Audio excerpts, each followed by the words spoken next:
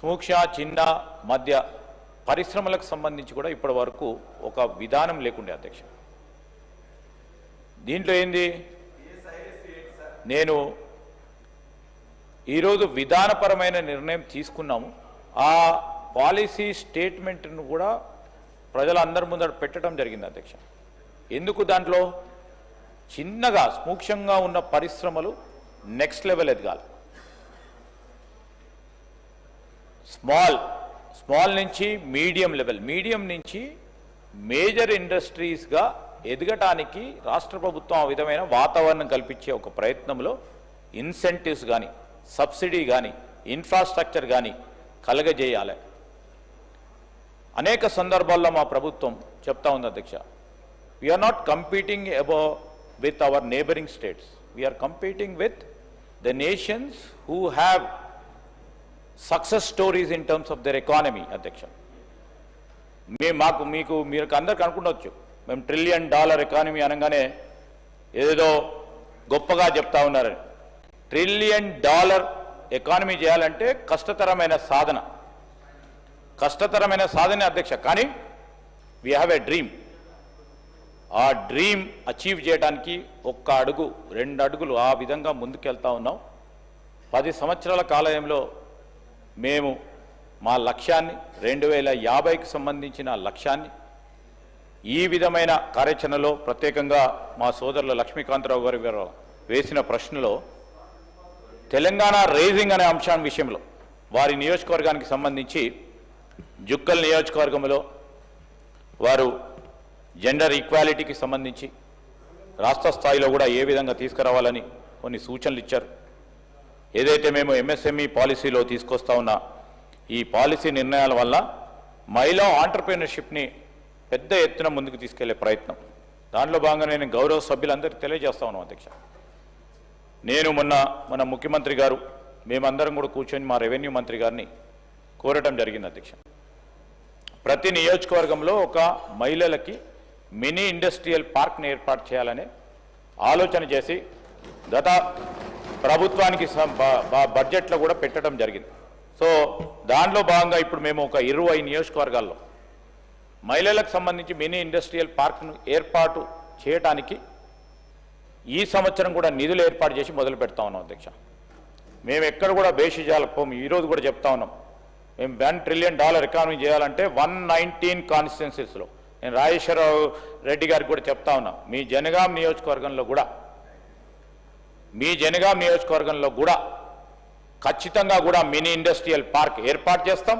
దాంట్లో మహిళలకు పూర్తి స్థాయిలో మహిళలకు కూడా ఆ ప్రాంతానికి ఉన్న మహిళలకు సంబంధించి మా కాంగ్రెస్ ప్రభుత్వ పాలసీని ఏ విధంగా ఉంటాయో స్పష్టంగా 2-3 సంవత్సరాల్లో చూపెట్టడం జరుగుతుంది అధ్యక్ష. మహిళా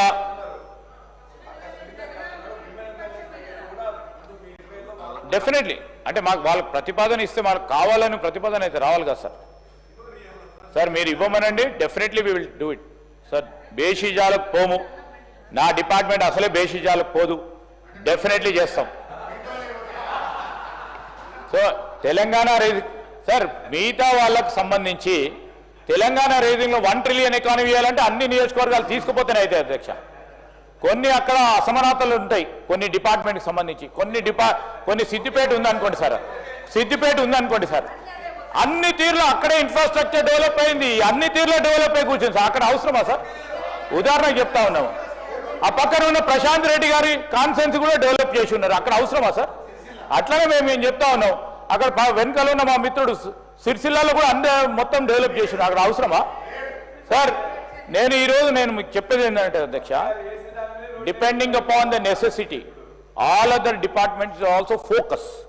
మేము ఇదే అంటలేం, మా డిపార్ట్మెంట్కి సంబంధించి $1 ట్రిలియన్ చేయాలంటే పెద్ద హృదయంతో పెద్ద ఆలోచనతో పోతా ఉన్నాం.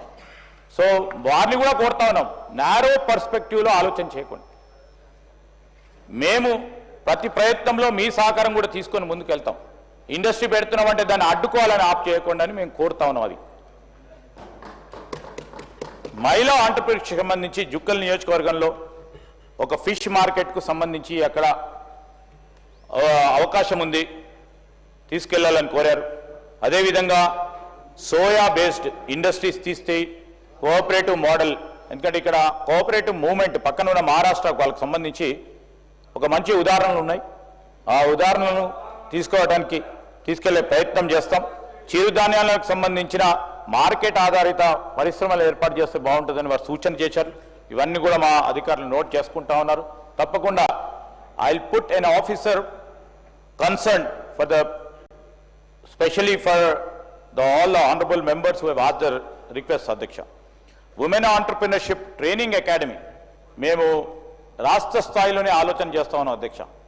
ఇంకా స్మూక్ష స్థాయిలో పోయినప్పుడు హబ్ అండ్ స్పోక్ మోడల్లో అక్కడ తీసుకొచ్చే ప్రయత్నం చేస్తాం.